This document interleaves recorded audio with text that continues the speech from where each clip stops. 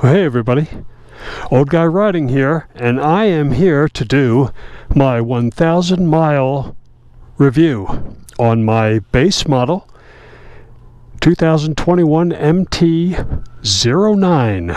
I certainly appreciate everybody tuning in and watching my videos. Now if you give me a like, that would be awesome. If you subscribe, that's even better yet. So please do so.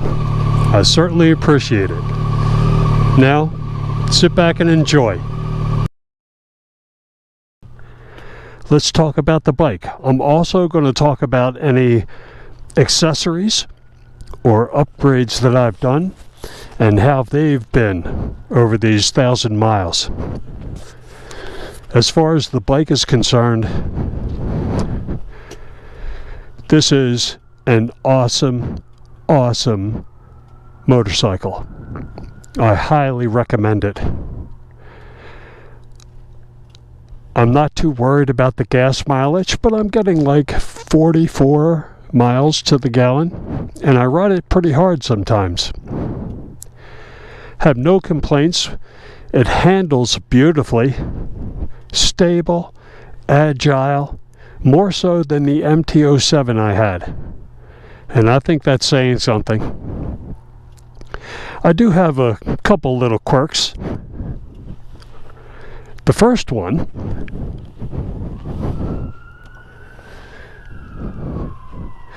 if you notice, I still have a full tank of gas. I've been riding for over an hour, and I'll ride for another hour and it'll still be on full. So do not rely on the gas gauge to determine how much gas you have. That's number one. The second is the muffler. Sounds awesome. Looks horrible. I was going to get some paint for exhaust and just blacken it out, but a couple people contacted me. One of those people was Sophia SoCal Moto. She told me that she had seen it blackened out on another bike and it didn't look all that great. So she convinced me to go aftermarket. And the system I'm going for, and I know the Akrapovich seems to be the number one pick for all the 2021 MT-09s that I've seen on YouTube. But I never was one to go along with the crowd. I am opting for the Yoshimura AT2 full exhaust. And the reason being, the Akrapovich sounds awesome, but it extends up here.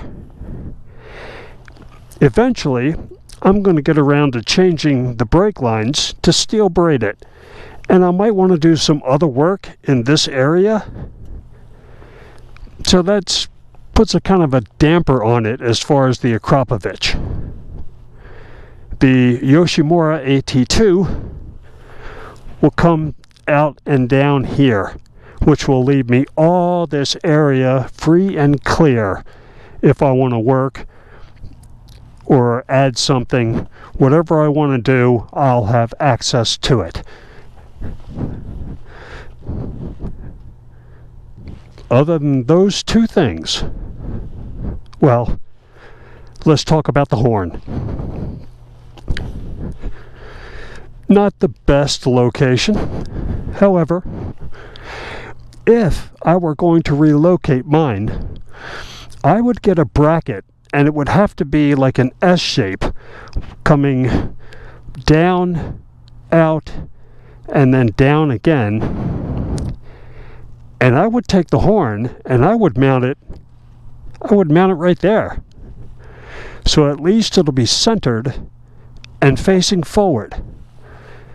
but I haven't decided yet. If anybody has done that, by all means, let me know how it turned out. Now, as far as the windscreen, I have changed this one out. I got this off of eBay, $38. And for the life of me, I can't tell the difference between it and the Del Prado. You're going to pay about $225 for the Italian-made Del Prado windscreen. Looks exactly like it. So I changed this out for two reasons. I had the short one on there, but I couldn't fit my GoPro mount on the short one. There wasn't enough room. I'm thinking about changing out this windscreen. This works well, but as you can see, the way my GoPro is set up here, it blocks the dash. So if I get a windscreen that comes up to here, that way I can take a GoPro mount. I can mount it on the underside of that windscreen and then just attach the camera to that, totally clearing my dash. So I decided to get this windscreen, and you can see I have a GoPro mount right here, and I can just snap it in there and have full access to my dash while I'm riding. So it works out great. As far as the Nelson rig bag, awesome. It really comes in handy. I keep a lot of stuff in it. Tools, water, medical, and just look at it. It looks like it was made for this bike. The color scheme is just awesome with it. The CRG lane splitter bar ends working great. I originally had the mirror up here, but sometimes when I take curves, I like to hold the throttle at a bit of an angle, and with the mirror up here I didn't have that ability.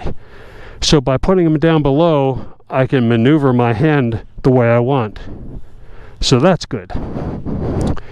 The Rizoma levers, both brake and clutch, working beautifully. Absolutely beautifully. The only extra piece I needed, and it comes with the levers, is a sleeve that I had to put in this area here for the brake. That was it. The rest is just fit wonderfully. The radiator guard, no complaints there. It's really protecting, no doubt about that. The frame sliders, well, we know there's only one way to test those, and let's hope that doesn't happen. The swing arm spools came in real handy with my paddock stand when I did the maintenance. They worked great. The only issue that I've had with any accessories or upgrades is with the TechSpec tank grips. You'll notice the upper grip is missing on both sides, and that's because they started to peel off. In fact, you can see here, this one's peeling a little bit, and that one just a tad too. But if you take pictures and send it to TechSpec, they will immediately get you another set out. I contacted them, I sent them pictures, and within 10 days I had another set. No charge. I think I'm going to wait until the spring to install them. Right now it's fall. The tank is cool for the most part, and I'd rather install them on a warm surface. Recently, I upgraded the brake pads only on the front with the EBC Double H, and they are biting nicely. It's one of the few upgrades that you can immediately tell the difference, and it's not that hard to do, and it's not expensive at all. So I highly recommend that too. And for street riding, you will tell the difference. If you come across somebody who pulls in front of you, you'll be glad you got those upgraded brake pads. So that's my 1,000-mile review.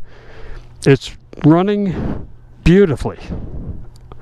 The only thing I'm waiting on is the Yoshimura fender eliminator kit, which who knows when it'll get here. I've been told various stories. And the Yoshimura AT2 full exhaust.